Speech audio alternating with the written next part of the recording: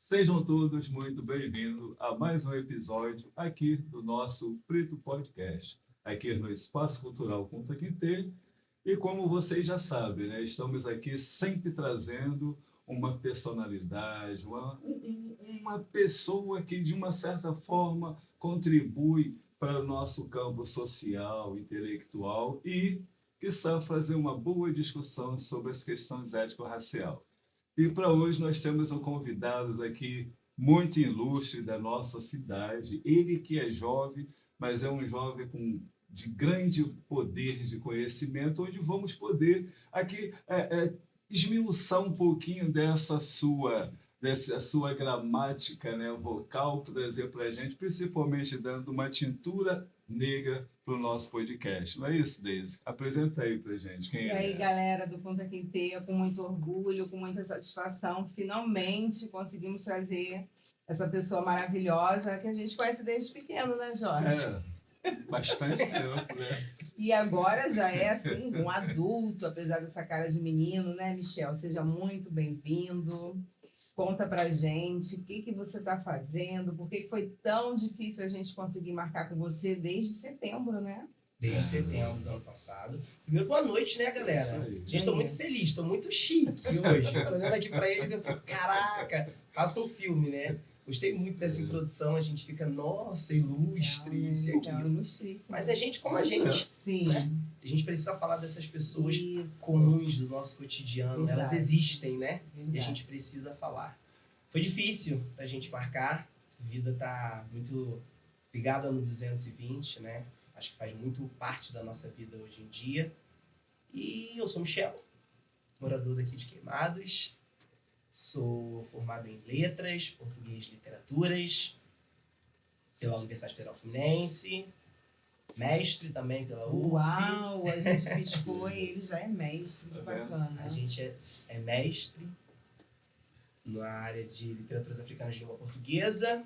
E a gente está tentando se comunicar desde setembro do ano passado e não consegue, por conta das aulas do doutorado, porque agora eu sou doutorando, que bacana. dei seguimento na linha de pesquisa, falar sobre África, que é aquilo que me encanta. Agora eu estou estudando essas literaturas comparadas.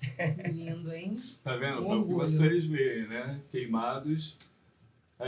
É claro que a gente sabe que a nossa Queimados precisa de grandes transformações, mas a gente tem que trazer sempre à tona o que a gente tem de melhor em Queimados, né? Então a gente tem uma grande quantidade de pessoas intelectuais aqui em Queimados que podem dar uma contribuição das suas experiências profissionais para o nosso crescimento intelectual. Então é isso que a gente vai fazer aqui hoje. Muito bom. E aí, Esse Michel? podcast promete.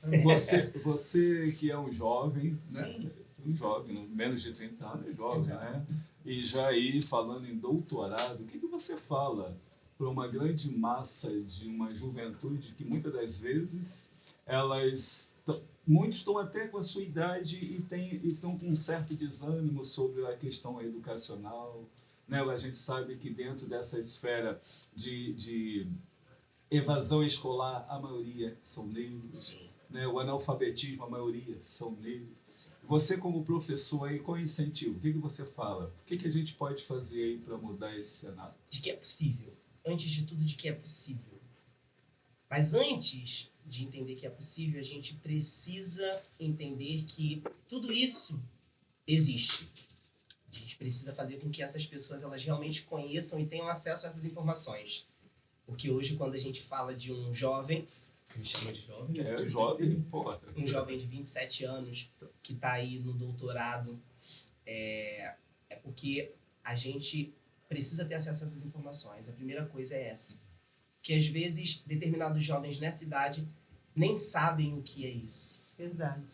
E como ter acesso? Vamos lá. Como ter acesso a essas informações? Eu vou falar um pouquinho sobre esses acessos. Como é que você iniciou? Você estudou onde? Educação fundamental, ensino médio, faculdade? Fala um pouquinho pra gente. Vamos lá, sou cria de Queimado, gente. Sou daqui, sou da casa. Eu estudei inicialmente, eu estudei na rede privada. Eu estudei até a sétimo ano, agora chamamos de sétimo ano, né? Antiga sexta série. Sétimo ano eu estudei na rede privada, depois eu fui para a rede pública de ensino, nível de estado, né? Daí eu fiz uma parte do fundamental, né? Do 7º ao 9º ano. E depois o ensino médio em rede pública mesmo, aqui em Queimados. Fui aluno do CIEP. E lá existiam algumas provas específicas, né? Que me possibilitaram também fazer um curso técnico. Eu também sou técnico em automotiva. Pelo Senai, consegui esse curso pelo Pronatec, que é uma política afirmativa. E daí a gente já vem nessa questão das políticas afirmativas, da necessidade de falar e da importância dessas políticas afirmativas, principalmente para nós que somos negros. Terminei no 3º ano do ensino médio, eu estava no curso técnico, mas eu queria fazer uma faculdade. Mas eu não tinha, na verdade, condições para poder pagar um curso técnico. Porque a minha mãe sempre foi trabalhadora doméstica, o meu pai metalúrgico.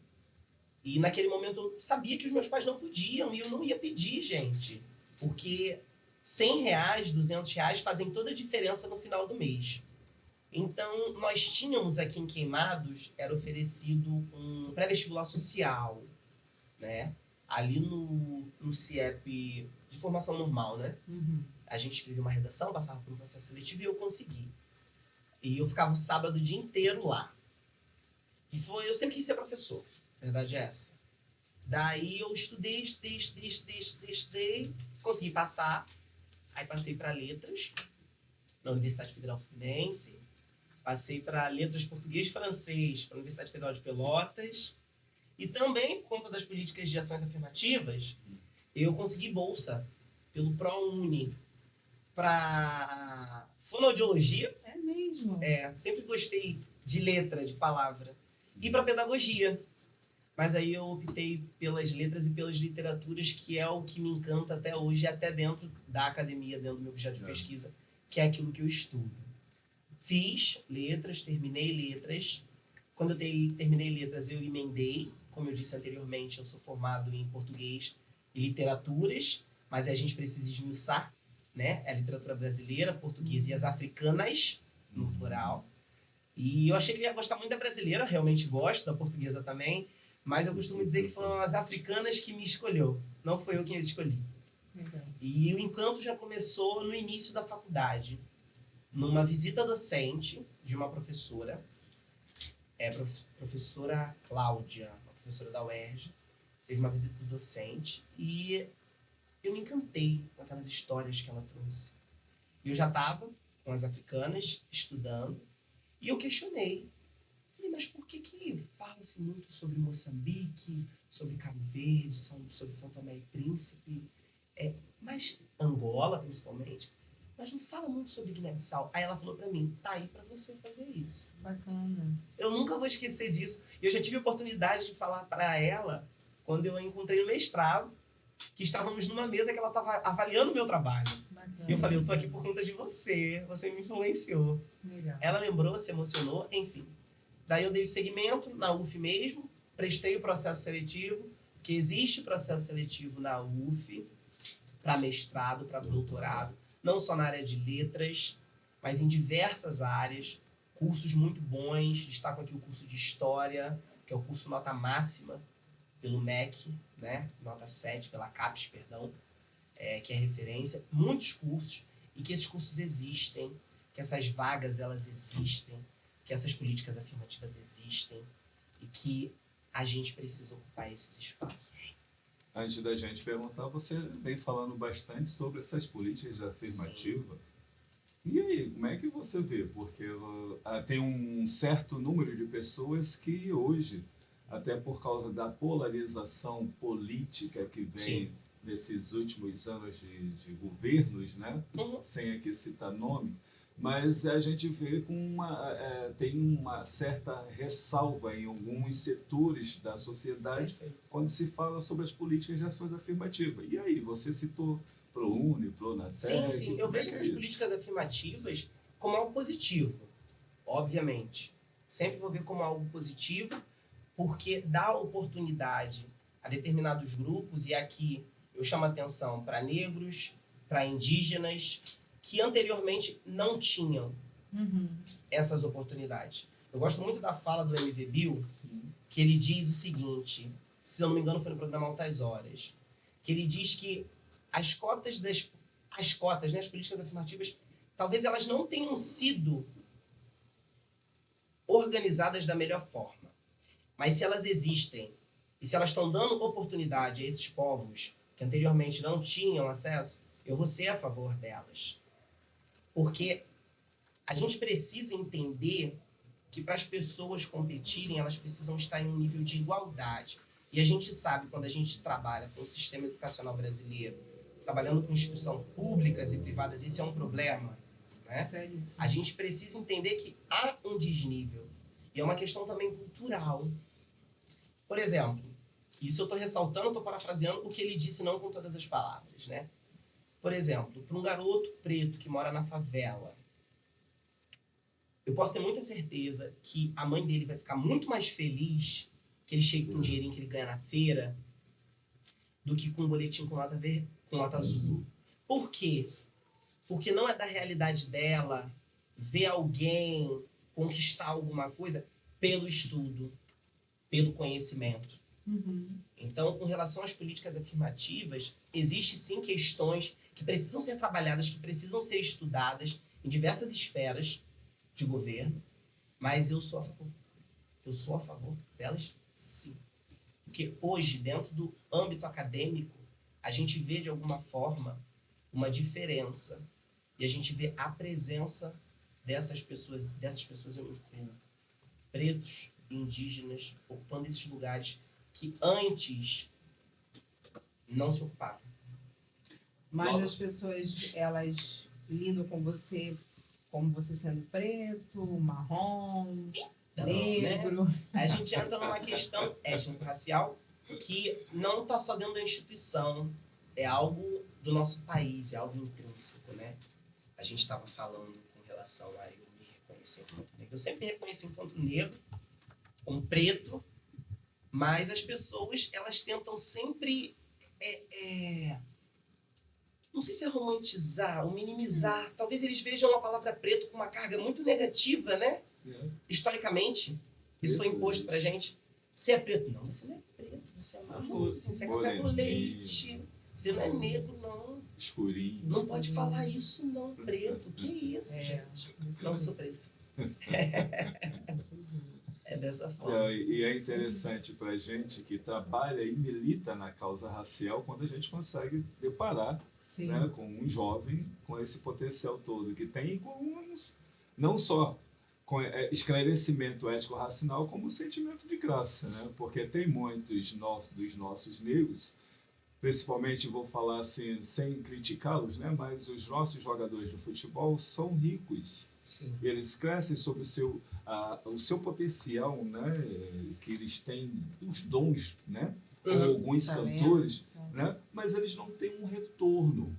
E o MVB, o Emicida fala muito partir, voltar e repartir. Sim. Né? E a gente não consegue acompanhar de alguns desses negros que, de uma certa forma, são importantes, são referência, mas eles não olham muito essa questão. O que você tem a dizer? Porque você também é um intelectual, vai fazer a mesma coisa? Intelectual. Não, eu gosto muito dessa frase dele. Na verdade, é uma música até que ele canta junto com o Gilberto Gil. Voltar. Grande nome da nossa música aí, junto com o Milton Nascimento. E quem discorda tá errado, tá, Não, gente? não. Com relação à pergunta que você fez, é uma pergunta muito interessante. Mas eu acredito que existe um sistema.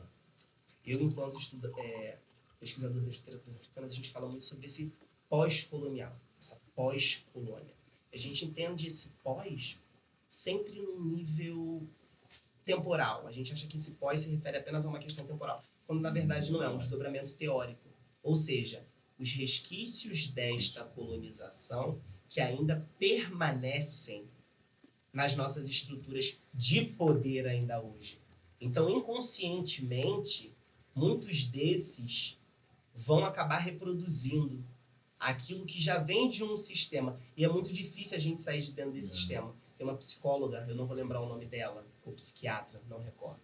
Eu sei que o nome do livro dela se chama Tornar-se Negro. Eu acho que o primeiro nome dela é Neuza. Eu não vou lembrar o sobrenome. E ela fala muito sobre isso. Porque primeiro, antes disso, você precisa se reconhecer enquanto negro, e muitos desses não têm uma consciência. Ou às vezes quando tem essa consciência mediante a tanta dor, a tanta repulsa, acaba negando, né? Tem pessoas que negam. E aí, dependendo dos lugares de poder que atua, por onde passa, com quem se relaciona, não, isso aí não é comigo. Acabam se perdendo, né? É. São diversos atravessamentos que existem na gente e que a gente acaba perdendo por conta dessas questões mesmo. Por isso eu digo que é um sistema. É verdade. E a necessidade de você se reconhecer enquanto pessoa preta. E de como isso é difícil hoje em dia e de como é necessário essa reafirmação. A gente já disse anteriormente, porque não é só representatividade, é sobre a possibilidade de você pertencer àqueles lugares, mas você tem que pertencer àqueles lugares, mas se reconhecendo enquanto pessoa negra. Mas as pessoas não ficam meio que te colocando à prova, no sentido assim, ele tem essa capacidade mesmo? E a gente se coloca à prova. Mais do que isso, a gente se coloca à prova a todo momento. Eu realmente sou bom para isso? Porque não são muitos aqui que são iguais a mim. Você não encontra na academia muitas pessoas negras? Você até encontra. Mas eu não sei se é um complexo do ser humano, não sei se existe algo psicológico que vai dizer isso, que você se coloca realmente. Eu sou realmente bom com qualquer um que está dentro da academia, tá? Mas eu acho que com a gente que é preto, acho que a gente se questiona isso ainda mais. Talvez seja pelo teste, que somos testados a todo momento, então a gente também começa a se autoavaliar para ver se você está ali com esse potencial todo. É exatamente Mas eu isso. quero que você falou muito sobre essa... hoje a gente tem o Silvio Almeida, que fala muito sobre o racismo estrutural. E você sempre faz um recorte sobre a questão das estruturas, né, na sua fala, no sentido desse viés. Como é que você vê? Esse racismo estrutural, Silvio Almeida, ele então paira sobre a maioria dessas pessoas que ascendem socialmente, mas que não dá o retorno? Eu acho que também. Há muitos desses aspectos, há muitos atravessamentos quando a gente fala sobre esse racismo estrutural. Quando a gente está falando de racismo estrutural, a gente está falando do eixo de raça, a gente está falando do eixo de classe, a gente está falando de gênero, porque existem as mulheres pretas. Então, acho que todos esses aspectos, de alguma forma, vão interferir, sim, no pensamento, nessa pessoa dentro da sociedade propriamente dita. E se reconhecer como negro dentro dessa sociedade, eu acho que hoje ainda é uma questão que a gente precisa ressaltar a todo momento, a gente precisa trazer a todo momento. Eu acho que é muito por esse viés. Leizinha, a gente pode ir por um polo, né? A gente está dentro desse universo academicista e tal, sobre a questão racial. Você no seu lado religioso, onde fica? Você é o quê? É macumbeira, cristão, espírita? O que tu é? Eu amo isso! Fala pra gente um pouquinho, em que você acredita? Ou você não acredita em nada? Como é que é? Um ateu, atua? Religião. Fala pra gente. Religare. É a sua conexão com algo superior, algo maior. Hoje eu professo a fé católica, sou católico. Eu acredito em Deus. Né? Acredito na religião enquanto religiosidade. Porque eu acredito que a melhor religião é aquela que faz de você um ser humano melhor. Enquanto católico, eu entendo a minha conexão com Deus dessa forma, principalmente por conta de questões que eu já passei anteriormente na minha vida. Deise e Jorge sabem o que aconteceu comigo. Então, quando eu falo de fé, eu acredito sim em Deus. Tenho uma fé muito grande nos santos. Aliás, esse mês esse mês é mês de São Jorge, não posso esquecer disso. Setembro, nesses 26 de setembro, a Igreja Católica é dia de Cosme Damião, e eu sou devotíssimo de Cosme Damião. Existem... É cultural, né? Essa questão de dar doce. Eu dou o meu doce todo ano. Existe muito isso da fé. Você é um católico eclético, como é que é isso? É um católico eclético. Gosto desse termo. Acho interessante. Porque eu acho que vai muito além da instituição igreja. É muito a minha relação que eu tenho com essa força superior que eu acredito que existe, que nos move, com a qual nós nos relacionamos. É algo, talvez seja um pouco paradoxal, intelectual, já que vocês chamaram de intelectual, dizendo isso, mas eu acredito sim que há essa força superior, apesar de ter lido muito Nietzsche, Sim. de ter lido Spinoza, que fala da figura de Deus. Eu trabalhei com a questão dos afetos, eu e Daisy já conversamos sobre isso, né? Que a gente vê essa questão entre razão e emoção de maneira muito estanque. Por isso que eu gosto tanto de falar de África, porque quando você chega no continente africano, você percebe que essas relações, elas não são tão estanques assim. Isso, na verdade, é uma visão muito europeia, né? Então, a maioria dos africanos, a concepção deles dessa doutrina cristã é meio recente. Então, você fazendo essa leitura que você está fazendo, você está indo um pouco...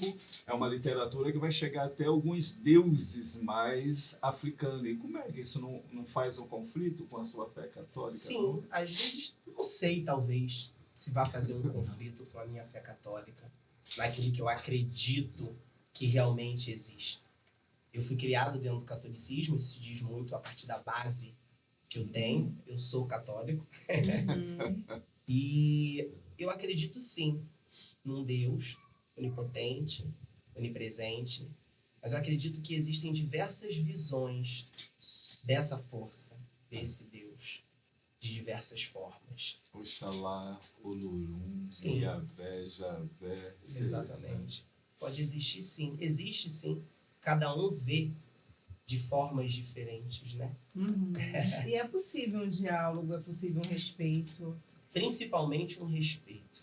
Principalmente, eu sou católico, mas principalmente quando a gente fala das religiões de matriz africanas. E uma intolerância bastante exacerbada. A respeito disso. Porque quando a gente fala de religiões de matriz africanas, é muito interessante, né? Porque as pessoas falam, isso é coisa do inimigo, demônio, isso é coisa do diabo. macumba. Só que quando você se torna acadêmico, você fala assim, não, gente, como assim a concepção de inferno e de diabo nem existe dentro de uma cosmovisão africana? Como é que isso é possível? O que você tá falando, irmão? O que você tá falando, irmã? E quem fala que a religião de matriz africana não fala em diabo, isso aí. Exatamente, nem Isso é existe coisa, isso dentro de uma cosmovisão africana.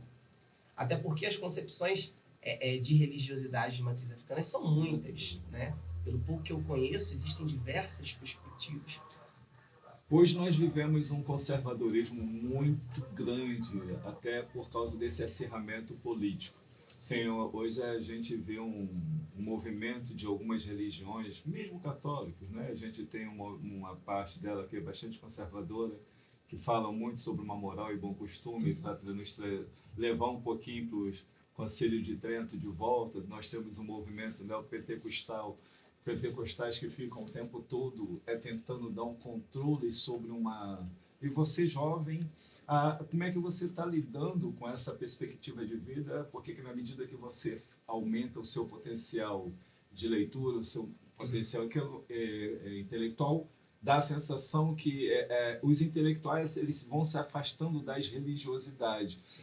Porque você pode dizer para a gente que por que isso? É porque eles se distanciam da sua fé ou porque não conseguem mais se contentar ou se contemplar com os padres, pastores, com que eles falam da Bíblia, com as suas hermenêuticas? Como é que é isso? Olha, é uma casca de banana. É uma isso. casca de banana. Ele é uma casca de banana, exatamente.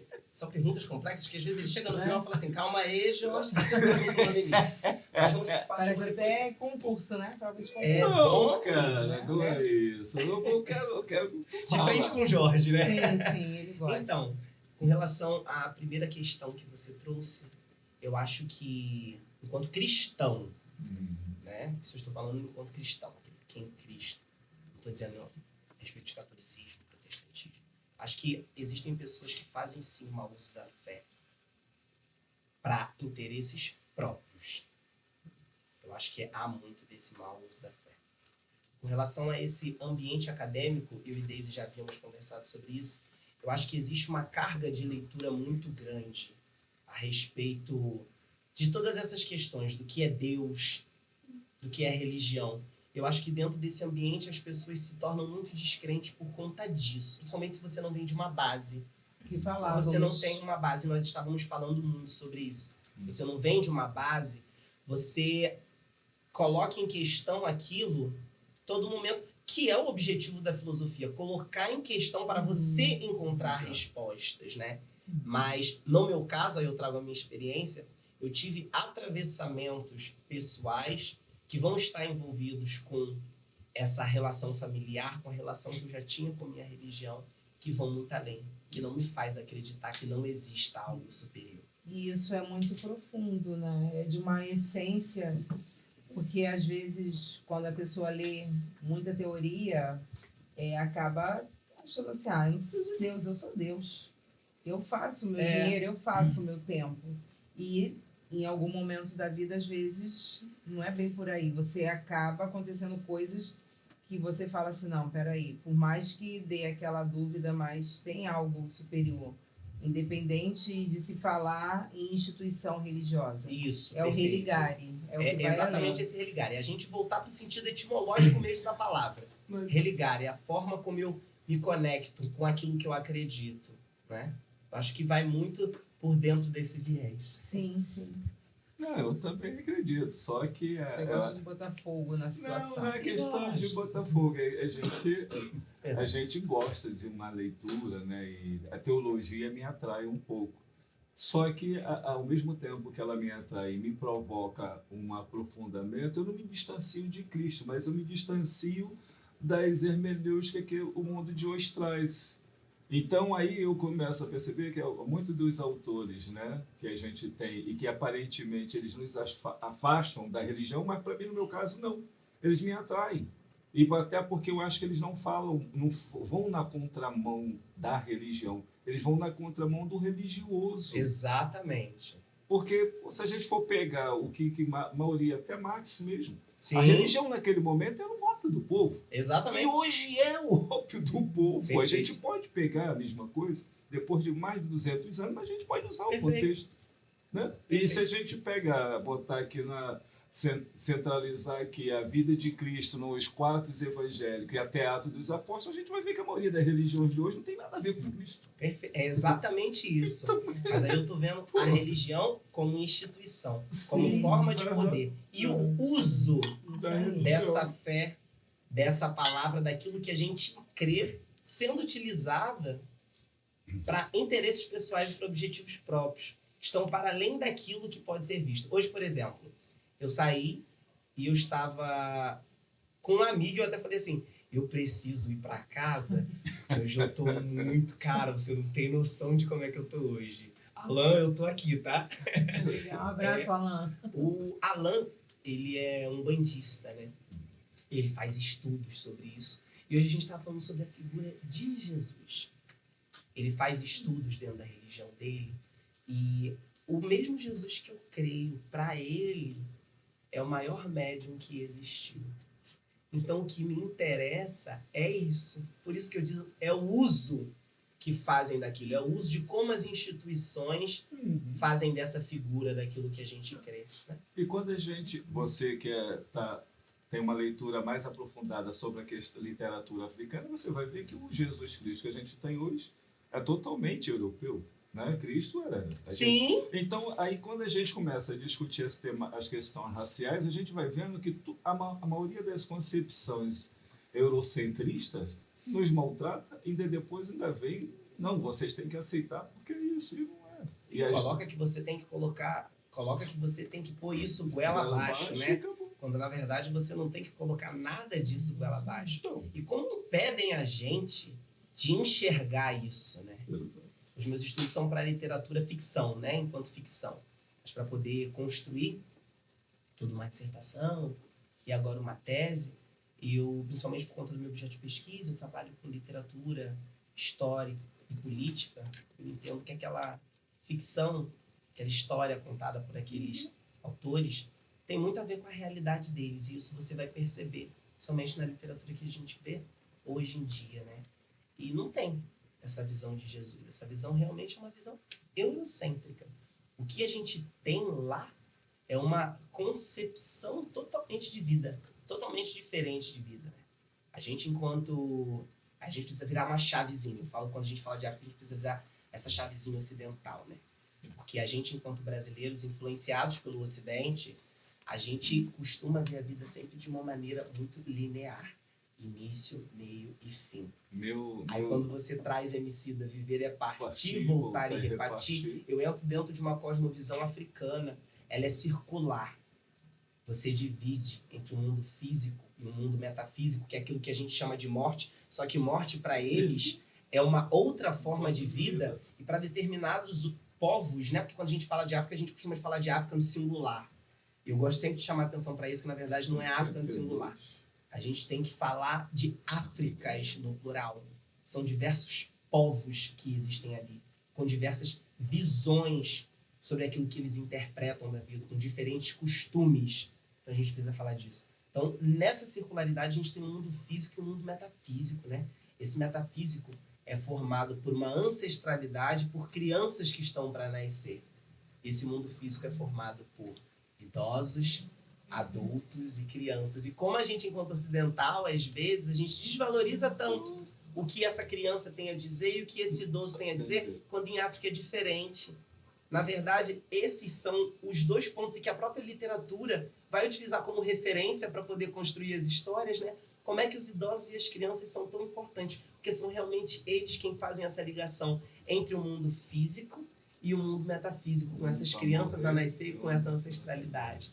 É isso que me encanta. E você falou aí de ancestralidade e morte. Como é que você lida com essas questões? Como é que eu lido com essas questões? Pô, Eu disse o cara pra você com 27 anos vai estar meu preocupado com morte. Ah, toma banho. Mas a gente passou por uma pandemia. Passou por uma pandemia. Quando ele traz morte, eu passei por uma situação de quase morte, né? A verdade é essa, gente. Em algum momento você já falou sobre isso, assim? Não. Não.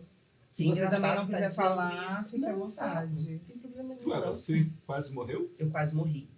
2022. Foi atropelado? Não fui atropelado, não. Eu fui diagnosticado com meningite meningocócica. Meningite bacteriana. Foram... É difícil ainda de falar.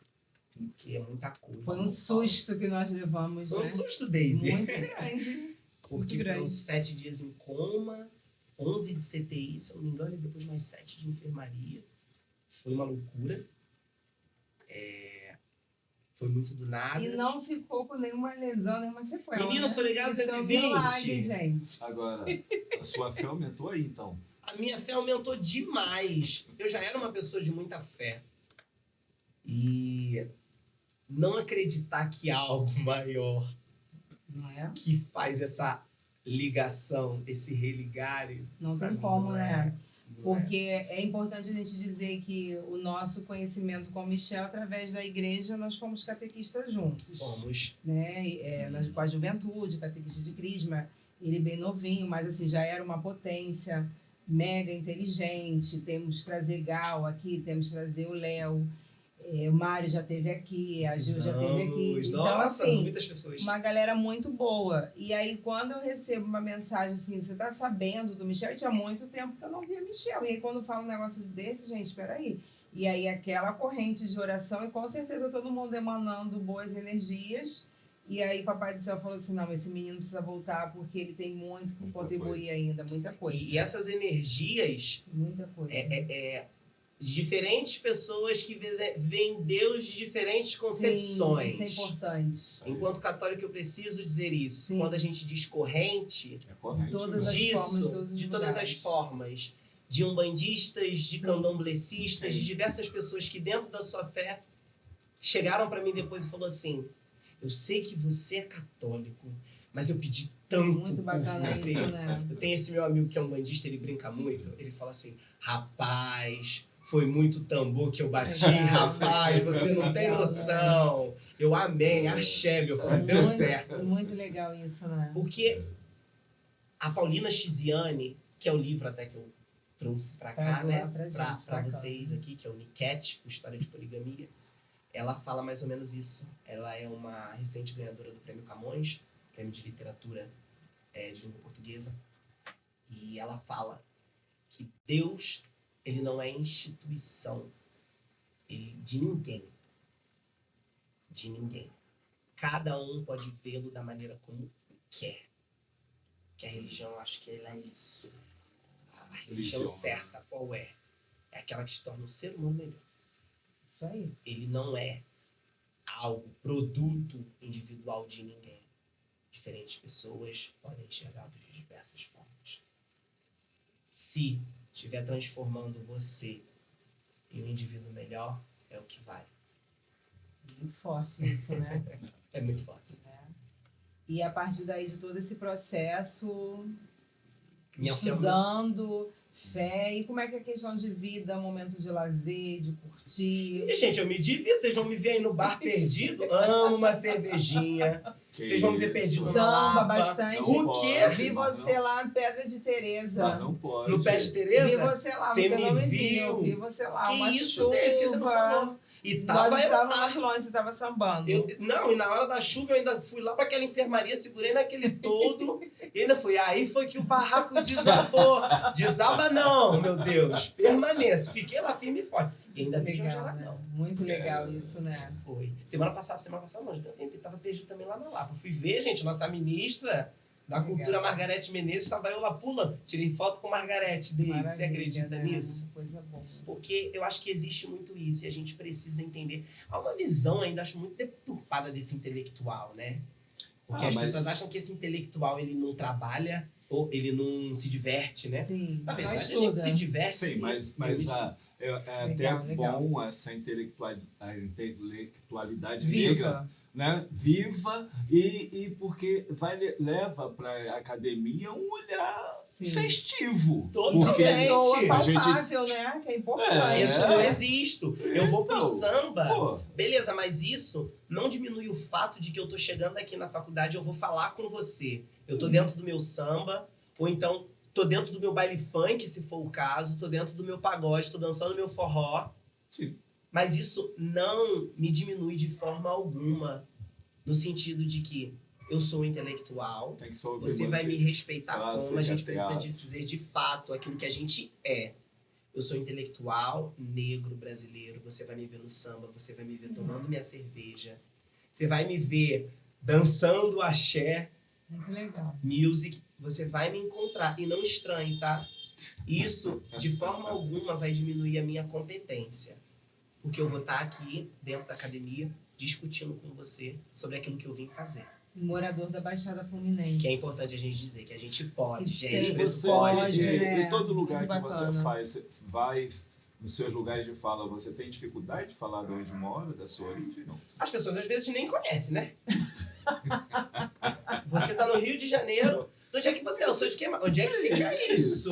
Aí Aí eu tem falo que... assim, ramal GTI, Aí- Next Station Ou Queimados. então depois tem que falar, não, é depois de Nova Iguaçu, né? Porque Nova Iguaçu o pessoal ainda Não, tem depois, um... mas aí eu já falo assim, gente, é depois de Nova Iguaçu. Porque Nova Iguaçu, Aí, muitos deles conhecem. Eu chamo de Zona Sul da Baixada, Ah, né? legal, legal. Muita gente conhece, porque você utiliza sempre ele como referência. É bom você Aham. trazer isso, Jorge. É. Utiliza como referência Nova Iguaçu. Só que aí eu falo assim, é depois de Nova Iguaçu, mas vamos lá, tá? Existe um limite, uma fronteira. Então, assim, Queimados na Dutra, né? Assim, a fronteira já vai ser, na verdade, aquilo que a gente conhece como Austin.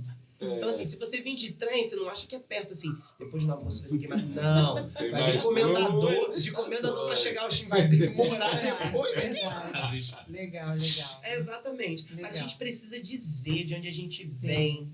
É esse viver é partir, voltar e repartir. E ter orgulho disso. É eu ser né? daqui, Bacana. é eu ir buscar todo esse conhecimento e poder trazer para cá de volta, porque para mim, isso enquanto pessoa, eu estou falando isso de maneira muito individual. Para que serviria todo esse conhecimento se eu for colocá-lo só na gaveta e não trazer para quem é daqui, gente?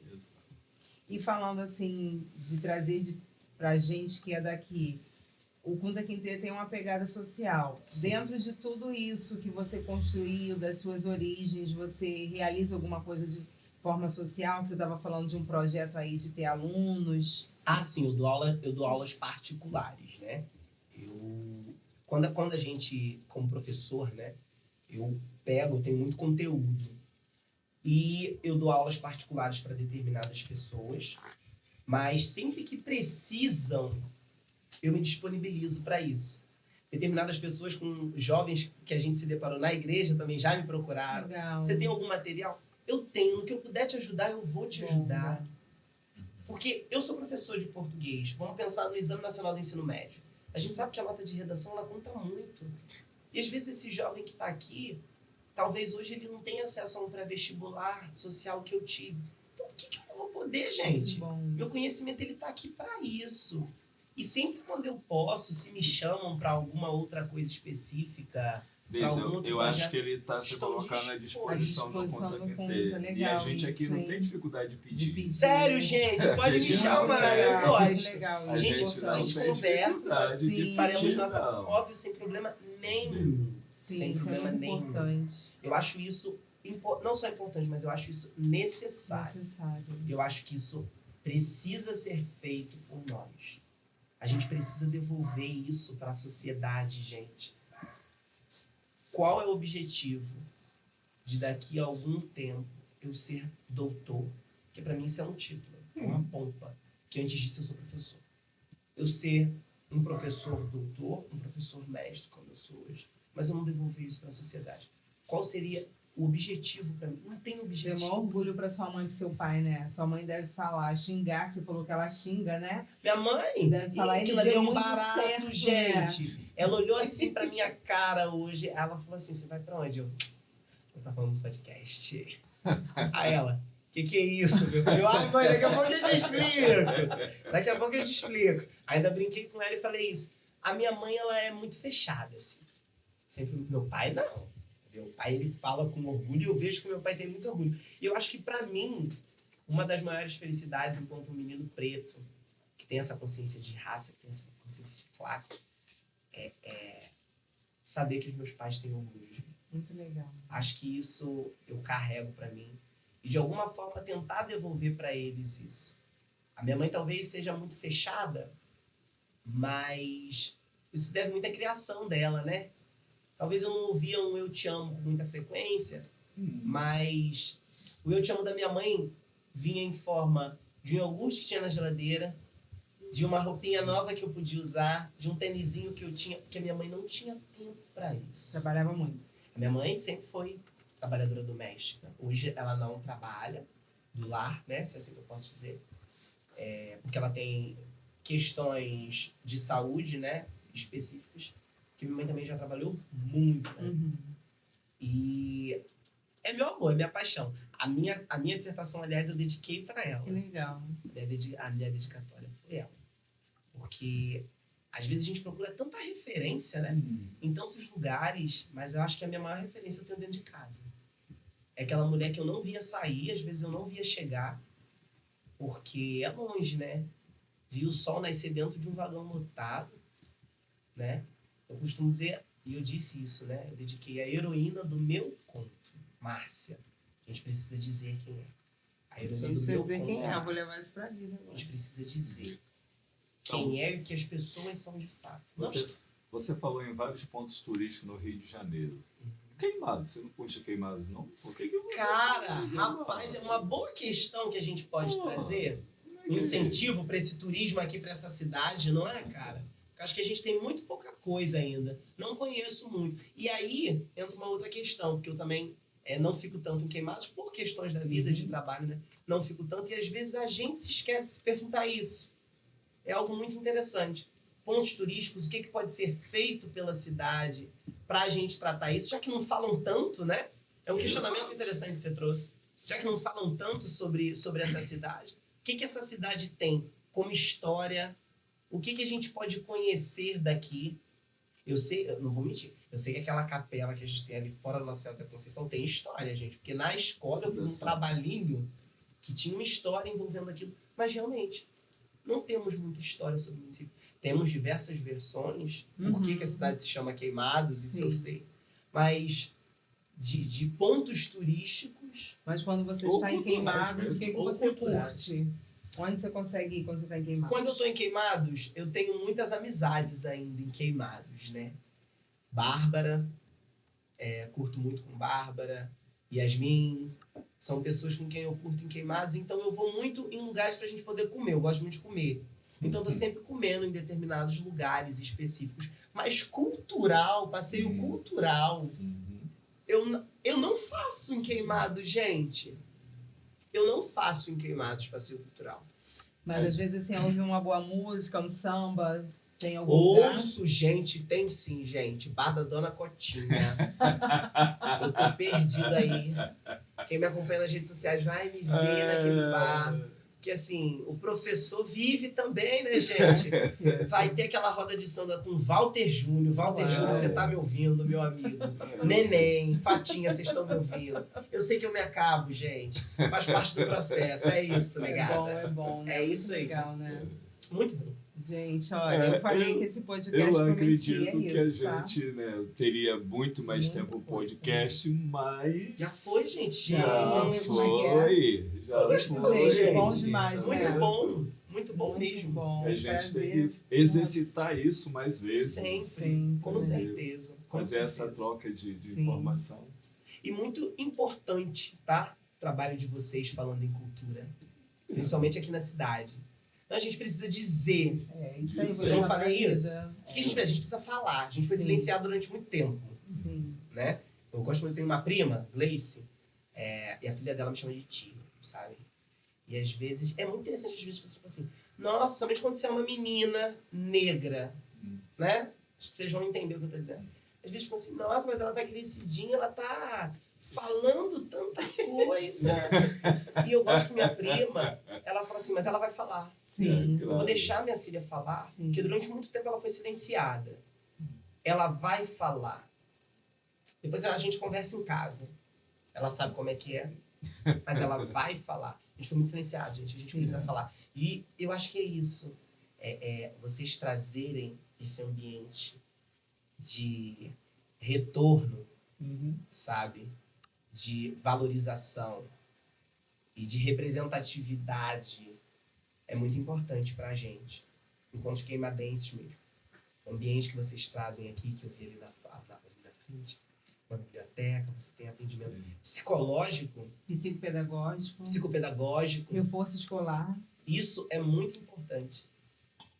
É E- muito importante, e a principalmente gente- pra gente também que é negro. Sim, com certeza. Esse apoio psicológico, Sim. então, é muito. Porque terapia é vida, gente, depois que você descobre terapia, desde eu me entender, né? Desde eu Torna-se psicólogo. essa pessoa. Obrigado, mas assim, Ah, olha, a terapia me ajuda muito. Transfere os seus problemas todos pros outros, não é isso? Terapia. Querido. Não, a terapia, depois que você descobre que você não é obrigado a nada, Ah, gente, É, você fica tão autoconhecimento. feliz que quem vai carregar o dilema de ser você não é o outro, quem vai carregar o dilema de ser Michel vai ser eu, não vai ser o outro.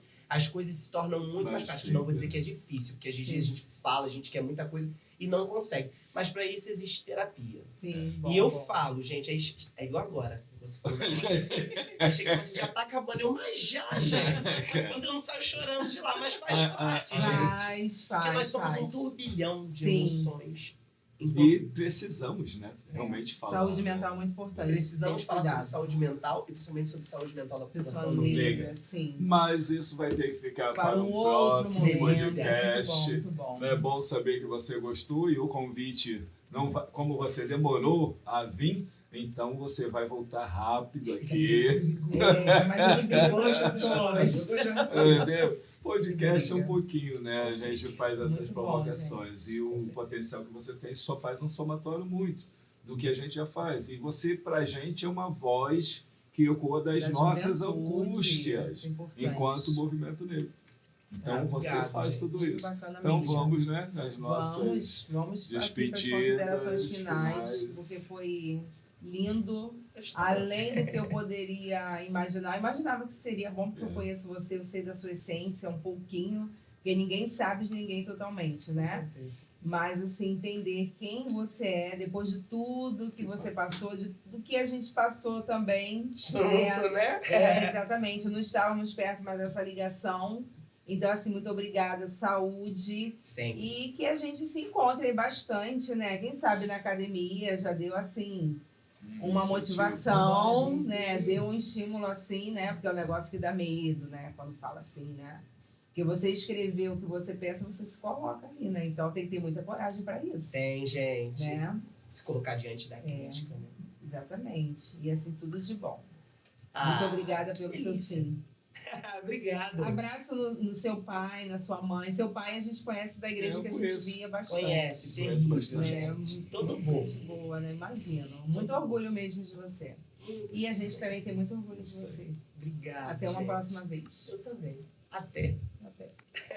Então, com vocês, estamos terminando mais um podcast. Lembrando que o Espaço Cultural Kunta Kinte trazendo para vocês mais uma cria daqui da nossa queimada. Uhul. Um abraço a todos vocês e até a próxima. Até.